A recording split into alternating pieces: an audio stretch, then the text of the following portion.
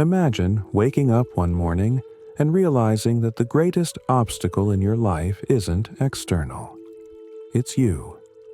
Deep within our minds, we construct narratives that keep us comfortable, shielded from the harsh truths of reality. These lies we tell ourselves can seem harmless, even necessary for survival. Yet, as Fyodor Dostoevsky warns us, they erode the very foundation of who we are. Dostoevsky's profound words, "Above all, don't lie to yourself." The man who lies to himself and listens to his own lie comes to a point where he cannot distinguish the truth within him or around him, form the cornerstone of this exploration. What lies are we harboring?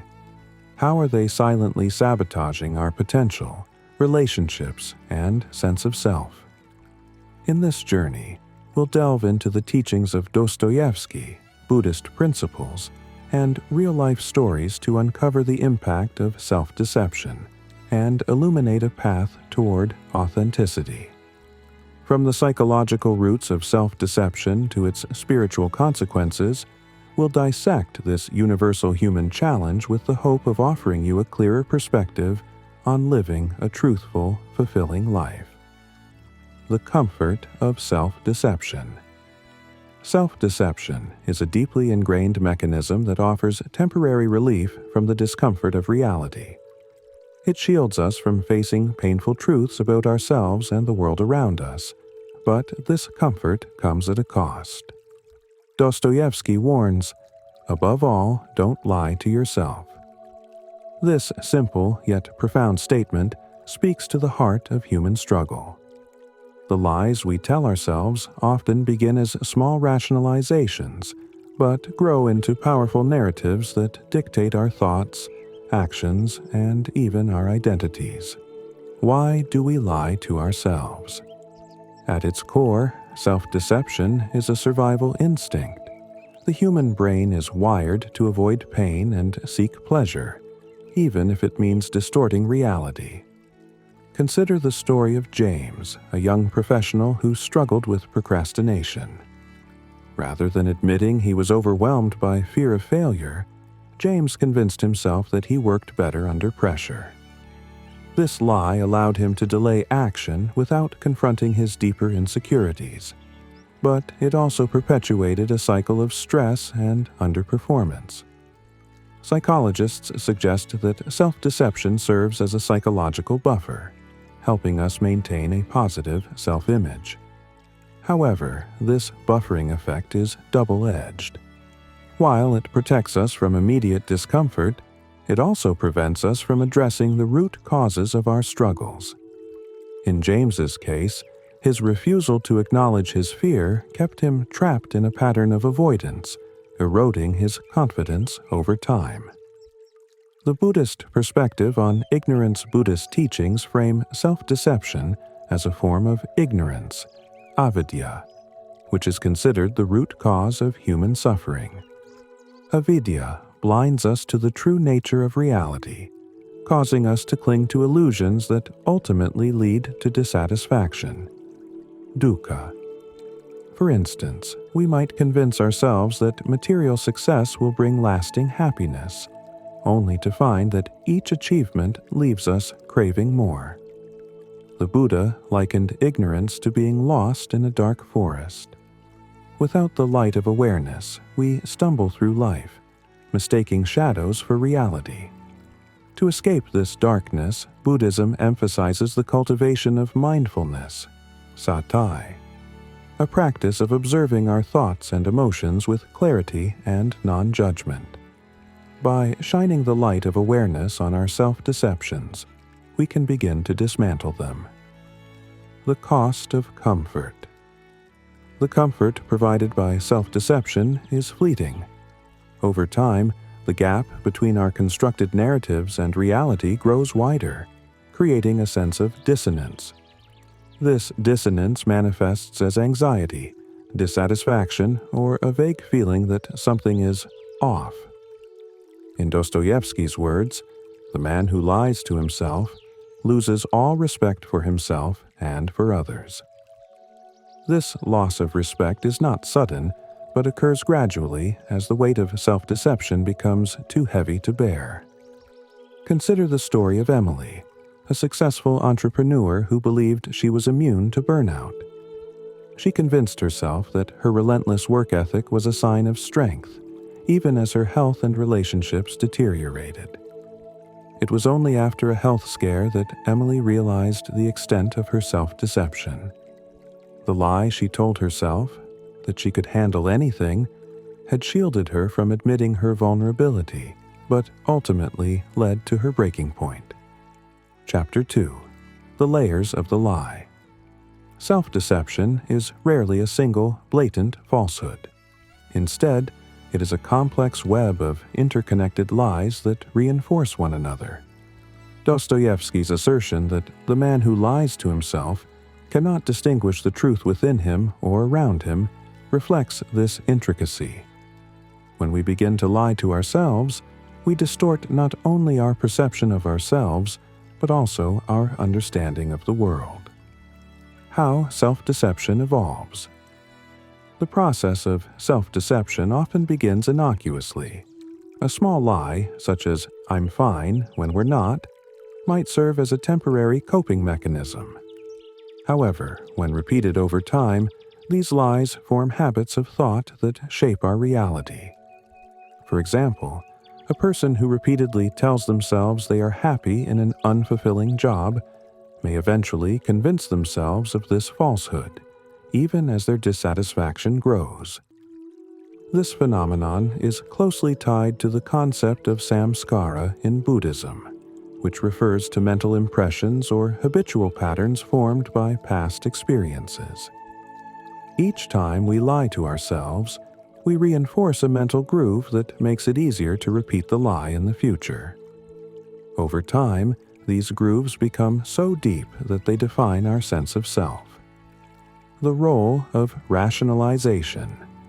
Rationalization is one of the key tools we use to sustain self-deception.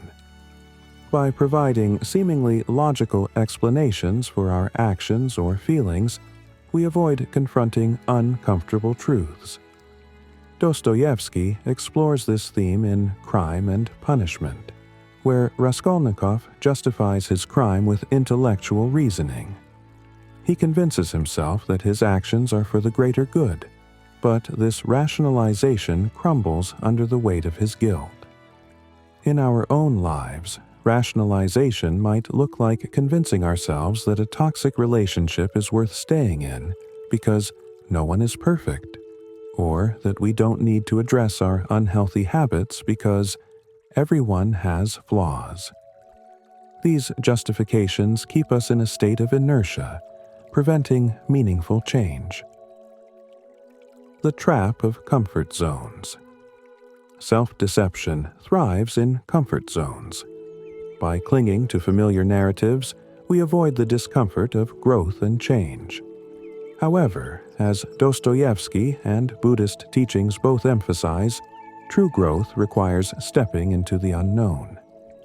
The Buddha's journey to enlightenment began with his decision to leave the comfort of his palace and confront the realities of suffering, aging, and death. Similarly, breaking free from self-deception demands the courage to face truths we would rather avoid. Consider the story of Mark, a middle-aged man who convinced himself that his career defined his worth.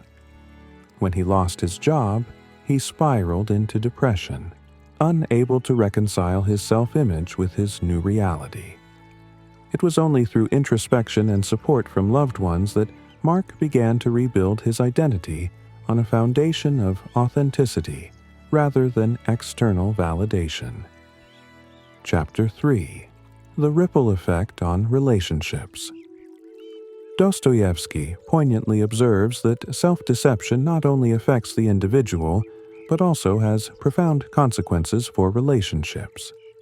Without respect for oneself, he projects his cynicism outward, he writes, highlighting how our inner struggles shape our interactions with others. This idea aligns with Buddhist teachings on interconnectedness, which emphasize that our inner state inevitably influences the world around us. The impact of self-deception on relationships. When we lie to ourselves, we create barriers to genuine connection. For example, a person who refuses to acknowledge their insecurities may struggle to open up to others, fearing rejection or judgment. This lack of vulnerability leads to superficial relationships that lack depth and intimacy. The story of Sarah and Michael, a married couple navigating unspoken frustrations, illustrates this dynamic. Sarah's avoidance of conflict and Michael's emotional withdrawal stemmed from their shared self-deception. By refusing to confront their fears, Sarah's fear of abandonment and Michael's fear of inadequacy, they created a relationship built on avoidance rather than honesty. In Buddhism, the principle of sila, ethical conduct, emphasizes honesty and transparency as the foundation of healthy relationships. By practicing sila, we cultivate trust and mutual respect, allowing our connections to flourish. The role of projection. Self-deception often leads to projection, where we attribute our own flaws or insecurities to others. This defense mechanism allows us to deflect responsibility but damages our relationships.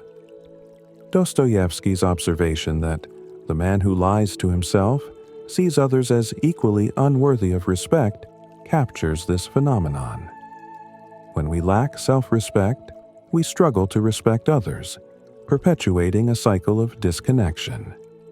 For instance, consider a manager who avoids acknowledging their own shortcomings and instead blames their team for poor performance. This projection not only erodes trust but also stifles collaboration and growth. By contrast, leaders who practice self-awareness and humility foster an environment of mutual respect and accountability. Breaking the cycle. Breaking free from the cycle of self-deception and its ripple effects requires a commitment to self-awareness and compassion. Buddhist practices such as metta, loving-kindness meditation, and sati, mindfulness, offer tools for cultivating these qualities. By turning inward and examining our thoughts and emotions without judgment, we can begin to dismantle the barriers we've built around ourselves. Take the story of Emma, a young woman who struggled with feelings of unworthiness. Her self-deception led her to sabotage her relationships, convinced that others would reject her if they saw her true self. Through therapy and mindfulness practice, Emma learned to embrace her vulnerabilities and approach relationships with authenticity. This shift not only transformed her connections with others, but also deepened her self-respect. Chapter 4. Recognizing the Lie. Self-deception is a master of disguise, weaving itself so seamlessly into our thoughts that we rarely realize its presence. Dostoevsky's brilliance lies in his ability to strip away these layers, revealing the devastating effects of lying to oneself. Recognizing self-deception is the first step toward dismantling it, but it requires courage, humility, and self-awareness. Emotional reactions as clues. Our emotional reactions often serve as the first indicators of self-deception. Feelings such as anger, defensiveness, or discomfort can reveal truths we are unwilling to face. Consider a scenario where a person becomes unreasonably upset when someone points out their tendency to procrastinate. Their anger isn't truly about the criticism. It stems from an internal conflict between their self-image and their behavior. This concept aligns with the Buddhist principle of upadana, clinging. We cling to a self-concept that feels safe, even if it isn't accurate. When someone challenges this concept, our instinct is to defend it, often by lying to ourselves about the validity of the critique. For example, Imagine a person who prides themselves on being a generous friend. If they are accused of selfish behavior, their immediate reaction might be denial or outrage. However, beneath the surface, their defensiveness may stem from guilt or an acknowledgement of truth. Recognizing these emotional cues requires mindfulness and a willingness to question one's assumptions. Practical tools for self-reflection. To uncover self-deception, Dostoevsky and Buddhist teachings both emphasize the importance of introspection. Here are some practical tools to aid this process. Mindfulness meditation. Regular meditation helps individuals observe their thoughts and emotions without judgment. This practice creates a mental space where self-deception becomes more apparent. Journaling. Writing down thoughts and feelings can uncover patterns of self-deception. Questions like, "What am I avoiding?" or "What truths am I afraid to face?" can guide this exploration. Feedback from others. Trusted friends or mentors can provide valuable perspectives on blind spots. While it may be uncomfortable to hear criticism, such feedback is often a mirror reflecting truths we cannot see on our own. Body awareness. Physical sensations like tension or discomfort often accompany self-deceptive thoughts. Paying attention to these cues can reveal hidden truths. Real-life example: the weight of denial. Consider the story of Laura, a successful artist who avoided addressing her declining health. She convinced herself that her busy schedule justified her poor eating habits and lack of exercise. However, when a health scare forced her to confront her choices, Laura realized that her self-deception stemmed from a fear of vulnerability. By recognizing and addressing this fear, she was able to make meaningful changes in her lifestyle. This example illustrates Dostoevsky's warning: the longer we deny the truth, the heavier the burden becomes. Self-deception may offer short-term relief, but it inevitably leads to greater suffering. Chapter 5. The Path to Authenticity. Authenticity is the antidote to self-deception, but it requires effort and commitment. Both Dostoevsky and Buddhist teachings highlight that living authentically involves embracing discomfort, facing truths about oneself, and cultivating self-awareness. Embracing vulnerability. Dostoevsky's works, such as Crime and Punishment, illustrate the transformative power of vulnerability. Raskolnikov's journey from self-deception to redemption begins when he acknowledges his guilt and opens himself to love and forgiveness. This process mirrors the Buddhist practice of metta, loving kindness, which encourages individuals to approach themselves and others with compassion. Vulnerability also fosters deeper connections with others. When we are honest about our struggles and imperfections, we create space for genuine relationships. This authenticity not only strengthens bonds, but also reinforces our sense of self-worth. The role of self-awareness. Self-awareness is the cornerstone of authenticity. In Buddhism, the practice of vipassana meditation helps individuals observe their thoughts, emotions, and behaviors without attachment. By cultivating this awareness, we can identify patterns of self-deception and replace them with truthful, constructive narratives. Take the story of David, a corporate executive who struggled with imposter syndrome. He often downplayed his achievements, convinced that he didn't deserve his success. Through mindfulness and self-reflection, David realized that his self-deception stemmed from childhood experiences of feeling inadequate. By confronting these beliefs, he was able to embrace his accomplishments and lead with confidence. Building a life of integrity. Living authentically also involves aligning one's actions with one's values. Dostoevsky's characters often grapple with this challenge, as do many of us. For instance, someone who values honesty may find themselves exaggerating stories to gain approval. Recognizing this misalignment is the first step toward change. In Buddhist teachings, this alignment is part of the Eightfold Path, particularly sila, ethical conduct. Practicing right speech, right action, and right livelihood helps individuals build a life rooted in truth and integrity. Over time, these practices cultivate a sense of inner peace and fulfillment.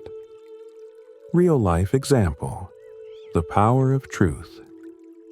Consider the story of Mia, a teacher who struggled with perfectionism. She often lied to herself about her ability to handle an overwhelming workload, leading to burnout. After a candid conversation with a colleague, Mia realized that her self-deception was preventing her from seeking help. By embracing her vulnerability and delegating tasks, Mia not only improved her well-being, but also became a more effective leader. Chapter 6: Historical and Philosophical Contexts. Dostoevsky's philosophy of truth and self-deception is deeply rooted in the social and intellectual currents of 19th century Russia. This period was marked by existential questions about faith, morality, and human nature. At the same time, these themes resonate with Buddhist teachings, which have offered insights into the nature of truth and suffering for over 2,500 years. Dostoevsky's Russia, a world in turmoil. In Dostoevsky's time, Russia was undergoing rapid social and political change. Traditional religious values were being questioned, and intellectual movements such as nihilism were gaining traction. Dostoevsky's works reflect these tensions, exploring themes of doubt, faith, and the human struggle for meaning. For example, in The Brothers Karamazov, the character Ivan grapples with the existence of God and the problem of evil. His intellectual skepticism mirrors the existential dilemmas faced by many in Dostoevsky's era. Yet, through Ivan's struggles, Dostoevsky underscores the importance of humility and faith in navigating life's uncertainties. Buddhist parallels: the universal search for truth. While Dostoevsky's context was distinctly Russian, his exploration of truth and self-deception echoes Buddhist teachings.